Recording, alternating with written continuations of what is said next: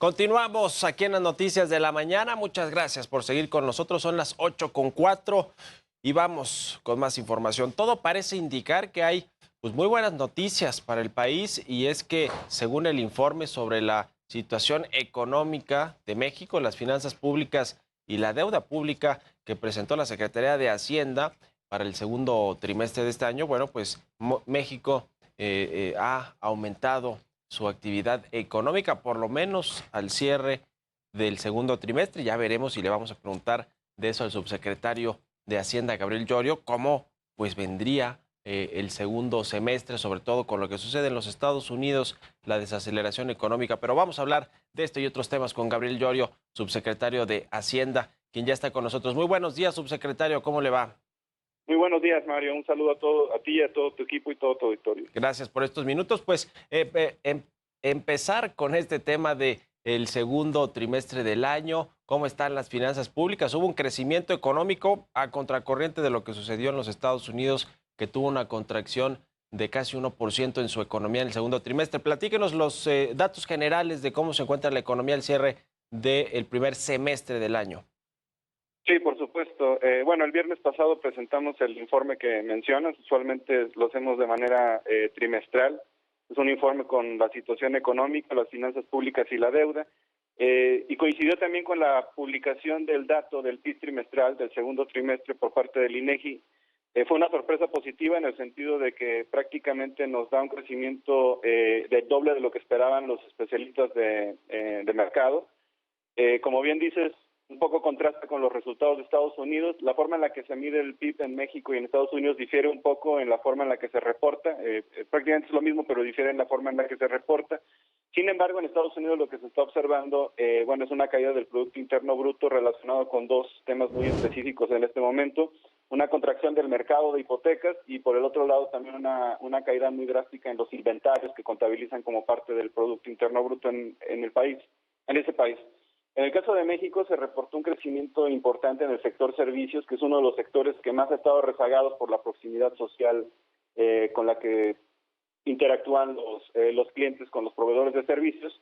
Entonces ahí es donde todavía existe también un margen de crecimiento. Se dio de manera significativa en el segundo trimestre, y al primer semestre, es decir, durante la primera mitad del año, lo que tenemos en realidad ya es un crecimiento de casi 2%.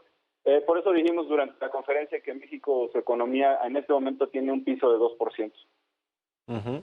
Ahora, el asunto de lo que tiene que ver con el PASIC, que es para contrarrestar la inflación, o por lo menos eso se buscó con este plan antiinflación y de combate a la carestía. Ayer también se presentaron datos de cuánto ha costado al gobierno y en general a las empresas tratar de subsidiar de alguna manera los aumentos, para que no haya aumentos desmedidos y se pueda bajar la inflación. Sin embargo, esto no ha sucedido, y sí se han gastado más de 500 mil millones de pesos. ¿Cómo está este asunto del PASIC, subsecretario? Sí, no, y de verdad te agradezco la oportunidad para entrar en el detalle del PASIC. Yo antes de entrar al PASIC tal vez daría dos contextos. Uno es, el combate a la inflación es un mandato único de los bancos centrales, no nada más en México, en todo el mundo.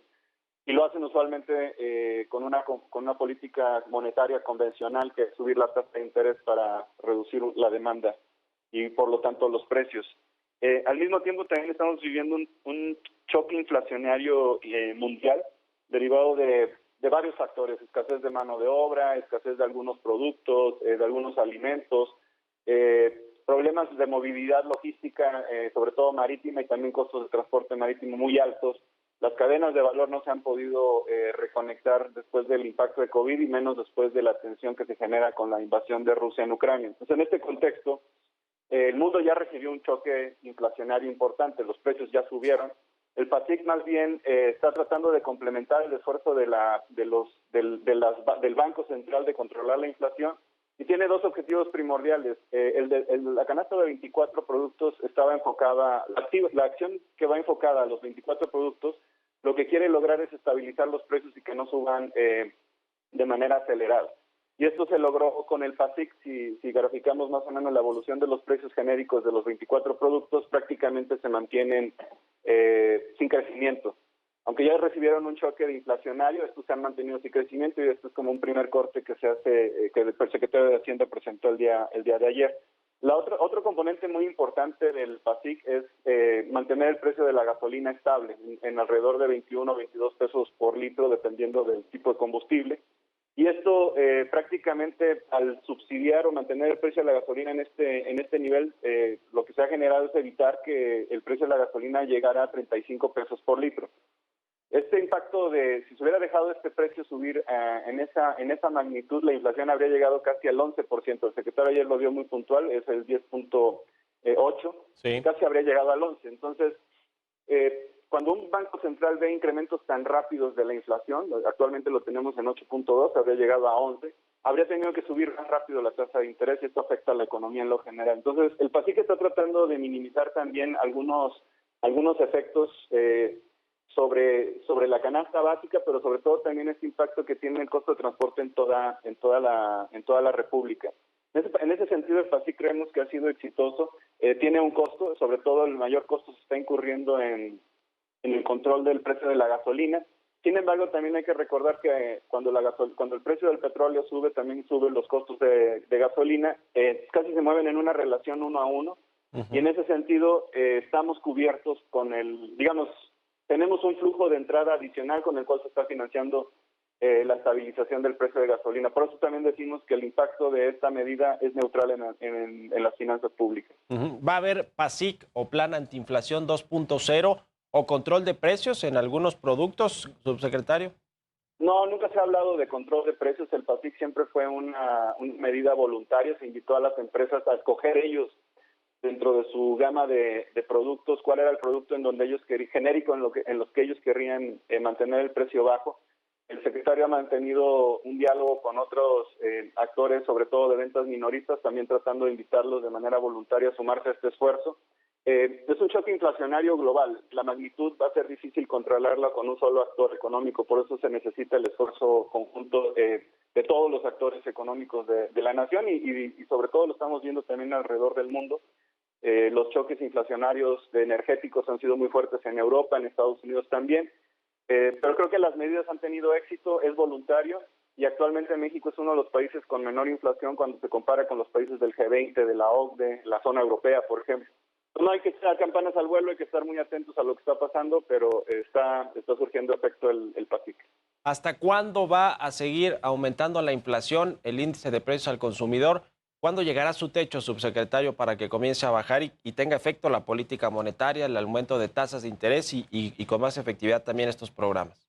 Pues mira, es difícil dar una fecha exacta de cuándo se va a alcanzar un pico. Digamos que lo que hemos estado viviendo desde que se reabrió la economía global después del gran confinamiento del COVID, son estos choques continuos de oferta que inclusive se van confundiendo, de hecho, se van juntando demasiado. Eso ha venido generando distorsiones en los precios. En este momento, el último choque, digamos, con magnitud fue la guerra de Rusia y la invasión de Rusia a Ucrania. Sin embargo, bueno, ayer hubo alguna serie de eventos otra vez que incrementan la tensión geopolítica, sobre todo en la zona de Asia. Esto puede también interrumpir el flujo comercial. Esto puede ser una de las consecuencias de la visita, por ejemplo, de ayer de Estados Unidos, de Nancy Pelosi a Taiwán. Entonces puede haber otro tipo de choques de oferta que vamos a seguir viviendo. Digamos, en los modelos tradicionales que se están observando, el pico de la inflación se podría estar esperando a finales de agosto, septiembre y empezar una convergencia, pero esto obviamente no es seguro, va a depender de que no exista otro tipo de choques de oferta. El tema del crecimiento económico para este año, el Fondo Monetario Internacional, por cierto, lo aumentó a 2.4%, estaba en 2% su pronóstico y esto lo hizo también en contraste con lo que hizo en el mundo, ¿no? En el mundo la economía pues va a disminuir, lo mismo que en Estados Unidos, en la zona euro y en Asia, en China, en países como China hay un menor crecimiento económico, por lo menos proyectado por el FMI. En México se aumenta la perspectiva, es más o menos la que tienen en promedio en la Secretaría de Hacienda, ¿no? De 2.4%. ¿Se va a cumplir este pronóstico a pesar de lo que pueda suceder en esta segunda mitad con la desaceleración en Estados Unidos, subsecretario? Sí, nuestra lectura, y de hecho desde que presentamos el documento de precriterios en abril, establecimos un rango que va de 1.4 a 3.4. Y este rango tiene una explicación. Hay mucha volatilidad, hay mucha variabilidad en todas las variables económicas, no nada más en México, a nivel global. Si hacemos un poquito un recuento desde enero a la fecha, cada mes sale un dato positivo, uno negativo, uno positivo, uno negativo, y parecen como un vaivén en la forma en la que están moviendo las variables. Digamos que es el rango, la revisión que hizo el Fondo Monetario prácticamente se sitúa de manera puntual en el intermedio de nuestro rango, que es 2.4. Nosotros hacia el final de este año estamos pensando que el crecimiento puede andar alrededor del 2.2, 2.4. Creemos que ya tiene un piso de 2%. Creemos que va a estar entre 2 y 2.4. Creo que el rango se está cerrando, pero hay un soporte. La economía de Estados Unidos se habla mucho de que está entrando en recesión, más bien parece que está entrando en desaceleración. Todavía hay muchas fortalezas en su mercado, en consumo, el empleo, no se están viendo niveles de bancarrota de empresas que llamen la atención, y también los márgenes de las empresas todavía se mantienen positivos. Eso permite absorber estos choques. Pero la variable principal con la cual está integrada nuestro crecimiento es la producción industrial. Y la producción industrial de Estados Unidos todavía se mantiene positiva, aunque sí se ha debilitado, pero cuando corrimos los modelos donde el rango iba de 1.4 a 3.4, la producción industrial más o menos esperaba que estuviera en 4%, la de Estados Unidos. Actualmente está alrededor del 5%, entonces ahí hay un soporte que también nos va a dar soporte en el crecimiento, que está relacionado con el sector externo, que es el 30% de la producción del país. ¿Se descarta este año una recesión económica en México y en el 2023 también? Yo creo que este año tenemos un soporte para seguir creciendo. El siguiente año también vamos a crecer, probablemente un poquito menos, si es que se cumple las estimaciones o lo que están leyendo los especialistas, que es una contracción del crecimiento global. Es muy probable que exista ya una recesión o una desaceleración acelerada en la zona europea. Estados Unidos parece que también va desacelerándose. Entonces es probable que en el 2023 tengamos un menor crecimiento. Pero bueno, es muy temprano todavía para adelantar este tipo de pronósticos. Hacienda tampoco no está en la carrera de los pronósticos, más en la labor de los especialistas de mercado, pero es la forma en la que lo estamos viendo. También todavía falta que se publique más información. Nosotros queremos presentar el marco macroeconómico con el paquete el 8 de septiembre, y todavía falta que haya más información al respecto. Va a haber más.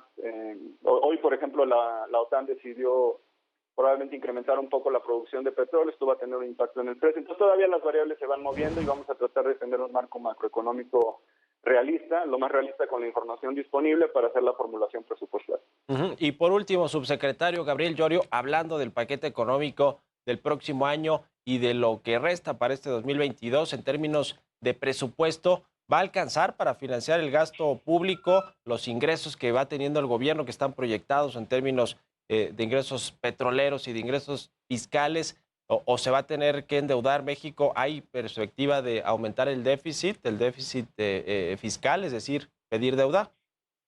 En digamos, para el cierre de este año, el cierre fiscal, lo que estamos previendo es que vamos a tener un cierre fiscal en línea con lo que aprobó el Congreso. El Congreso aprueba primero la ley de ingresos junto con los techos de endeudamiento, y luego aprueba el techo de gasto. Y esos dos agregados fiscales es lo que llaman el déficit, ¿no? Lo que tú acabas de mencionar. Esto va a estar en línea con lo que aprobó el Congreso, entonces no tenemos ninguna desviación. Las causas de esto es que tenemos más ingresos petroleros. Los ingresos del ISR y del IVA vienen por encima, el ISR en 16%, el IVA arribita del 2%. Está en línea con el crecimiento económico también observado durante la primera mitad del año. Y esto, digamos, compensa en el neto, compensa lo que estamos perdiendo por el subsidio de la gasolina con el incentivo al diésel, gasolinas. En el neto actualmente tenemos, de hecho, 160,000 millones de ingresos más entre todos estos conceptos. El precio del petróleo inclusive está al doble, y eso nos ha dado más ingresos tanto a Pemex como al gobierno federal. En ese sentido, creemos que la base nominal con la que se formuló el presupuesto y se aprobó por el Congreso va a cerrar en línea. Ahora bien, puede haber otro tipo de choques, y más bien ahí es por eso que se activa el plan de austeridad, para tratar de tener un uso eficiente de cualquier subejercicio que se genere, evitar gastos no necesarios que no afecten la operación del gobierno, por ejemplo, los viajes al extranjero. Y hacia el siguiente año, nosotros pensamos que el presupuesto va a tener una base adecuada para la formulación y para absorber los gastos que se están formulando. Entonces, prácticamente pensamos que va a ser un presupuesto también inercial. Pues muchas gracias, subsecretario Gabriel Llorio, por estos minutos para el Heraldo Televisión y muy buenos días. Al contrario, muchas gracias. Un saludo a todo tu auditorio. Buenos días a todos. Hasta luego. Bueno, pues los temas económicos y financieros del país, importante también tocarlos con la Secretaría de Hacienda. El subsecretario Gabriel Llorio ya nos platicó mucho de lo que pues ha pasado en México, de lo que podría pasar en los próximos meses y hacia el 2023, porque hay que presentar ese presupuesto, ese paquete económico por parte del gobierno federal, lo manda al Congreso el 8 de septiembre. Cambiamos